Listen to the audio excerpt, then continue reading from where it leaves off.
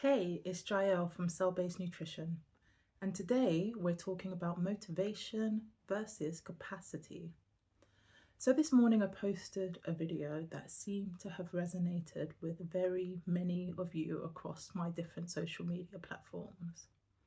And the video was about the difference between your capacity to do something and your motivation to do something. Desire and ability are not the same, especially when you live with pain. You can deeply want to do something and still be unable to do it. And that disconnect is what causes shame, guilt, frustration, all the emotions. So this evening's video is going to go into that and talk about it in a little bit more detail with a little bit more nuance. So what's the difference? Motivation is cognitive. It resides in our values, it resides in our desire, and it resides in our intention to do something. Capacity is physiological.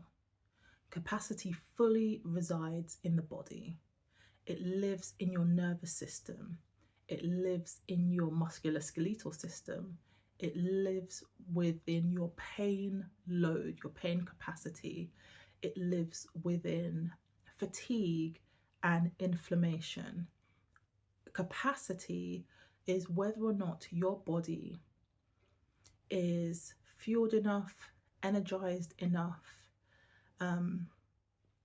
rested enough, pain-free enough to do something.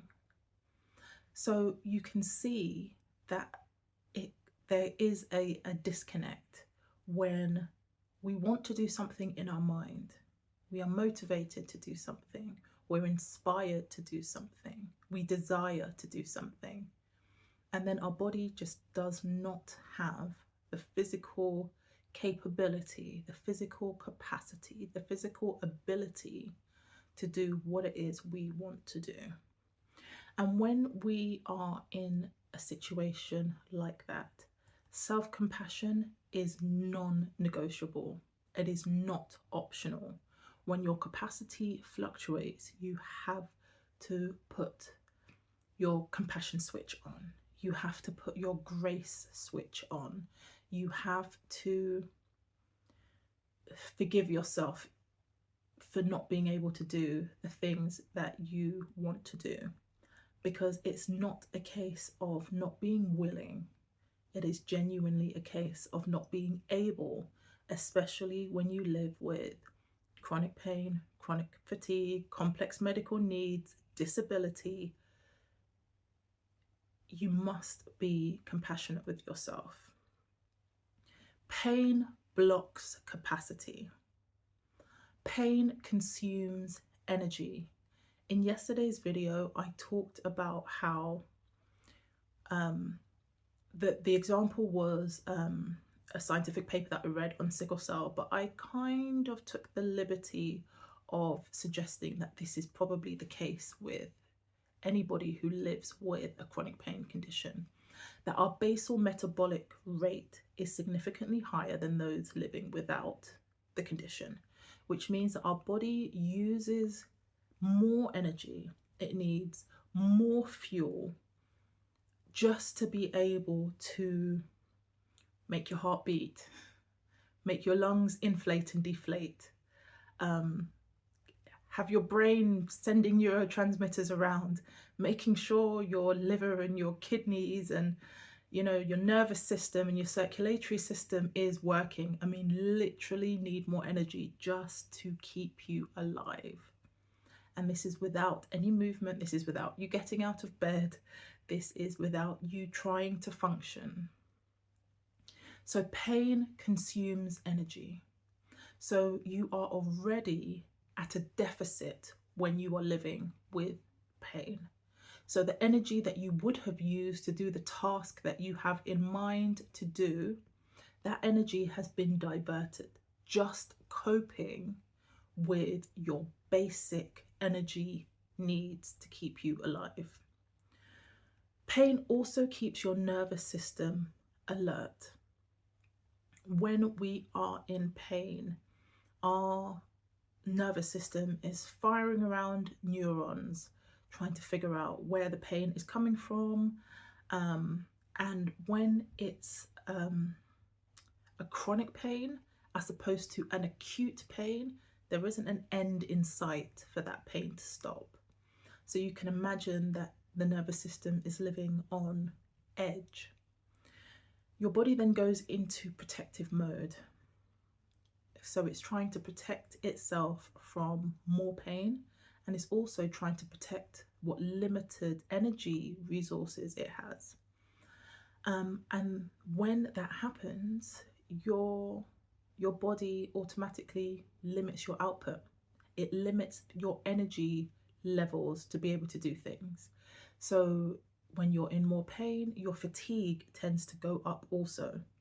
And this is even if your motivation is high. This is even if your determination, your will to do things, your physical body puts in protection so that you don't, because it needs the energy to deal with the chronic pain that you are in, and it needs the energy to just keep your body systems going.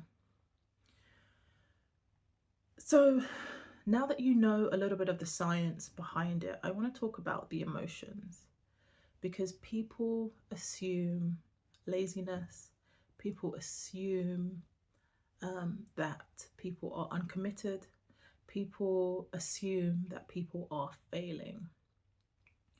But the issue is not mindset. It's not a mindset issue. The issue is the available capacity that you have in the moment. And it's important for people to know this distinction. It's important for us as people living with chronic illness and complex medical needs, because this is part of the internalized ableism that we have to root out.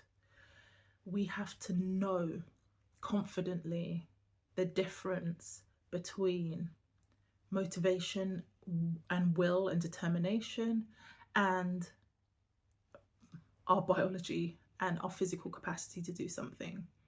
When we are clear in that, we then can give ourselves the grace, because we then know that it's not because we're not trying enough. It's not because we're not focused enough. It's not because we're not determined enough.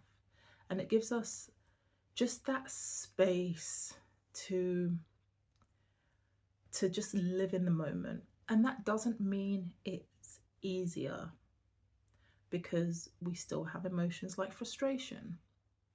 I said the other day that I felt super frustrated.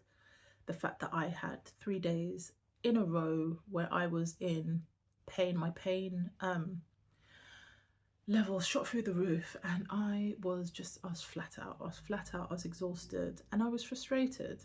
It's a normal human emotion. But knowing that there is a difference between motivation and capacity allows us to have grace.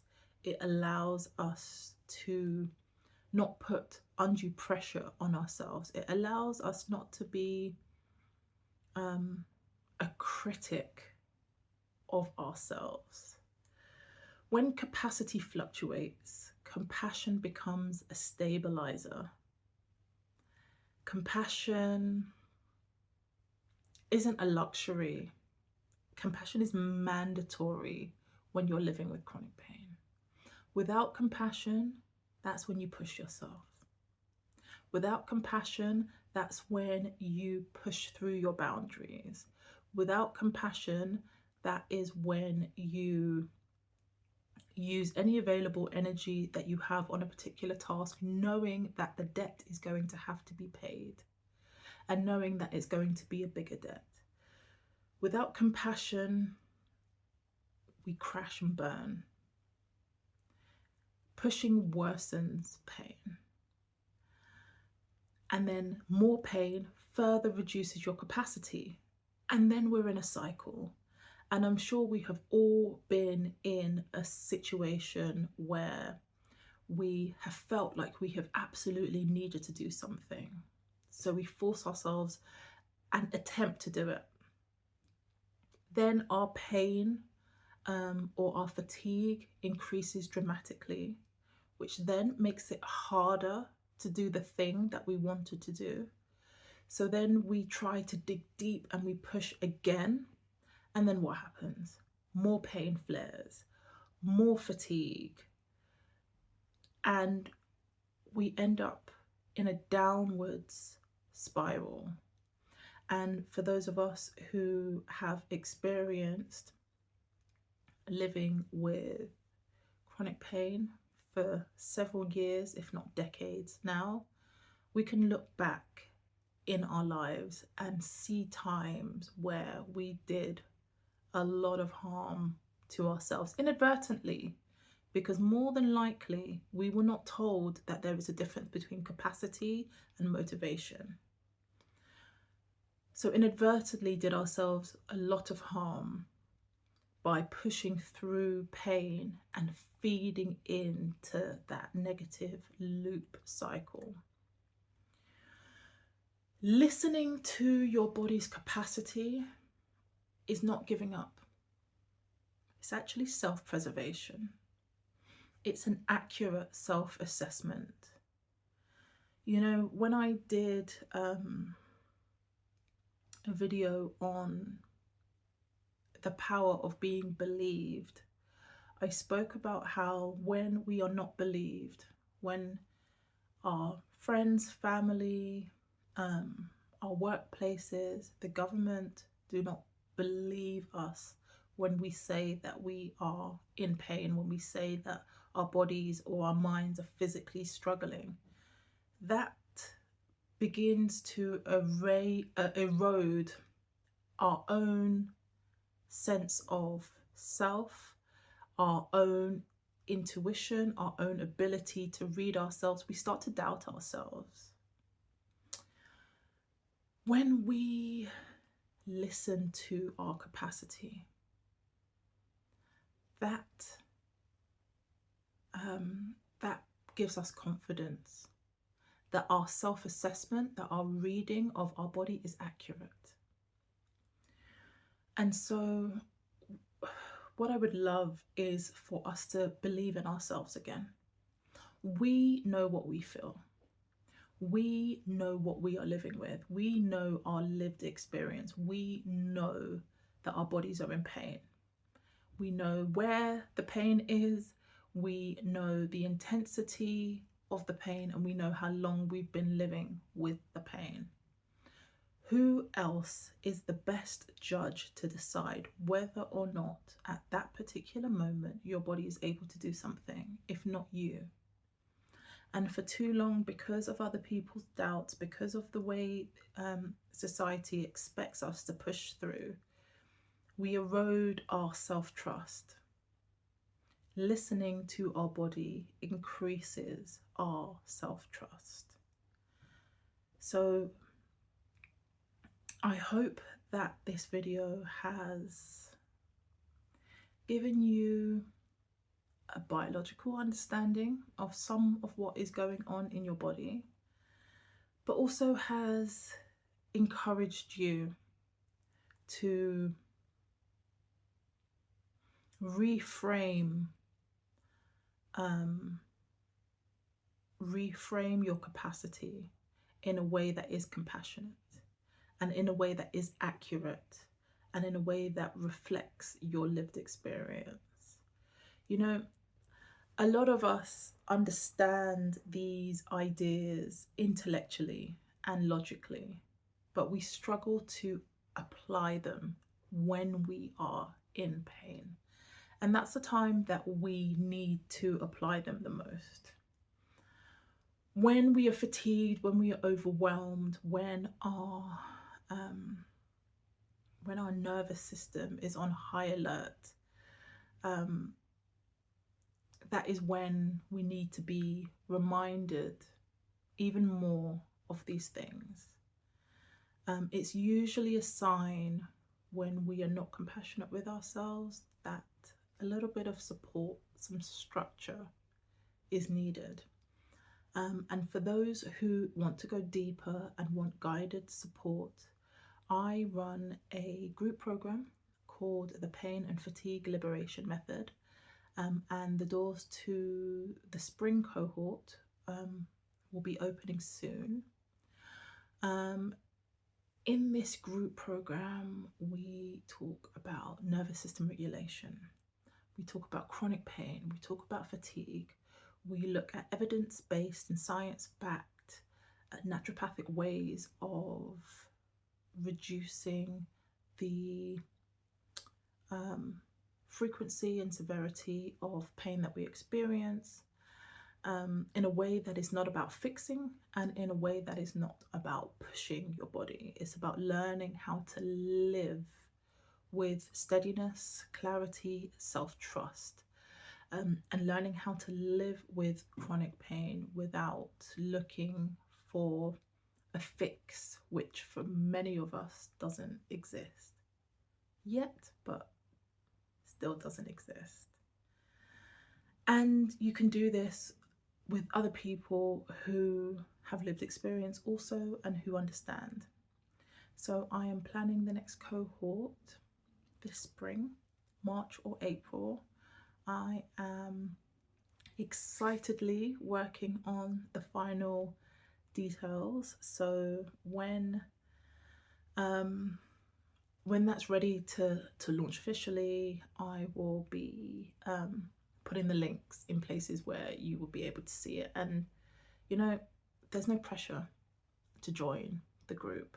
I'm still going to be here on social media talking to you every day, pain and energy levels permitting. But just for now, just know that that support exists, and I'll be happy to work with whoever would like to work with me. So I'm Jael from Cell-Based Nutrition. It has been lovely talking to you. Please like, comment and subscribe so that more people can see these videos. I've been really touched by the comments that I've been receiving on my different social media platforms. It is good to see that the content is resonating. I mean, it's not good to know that there are many people out there who are living with chronic pain, and many of us are struggling, but it's also it's affirming to know that the things that I feel, the things that I think, the things that I know to be true are resonating with other people, and we are developing a safe space for us where we can speak about this freely, in a space that is free from judgment. So continue to leave your comments. I reply to all of them. And I just want you to remember that your body is not broken. Your cells are just undernourished. And I will see you in the next video.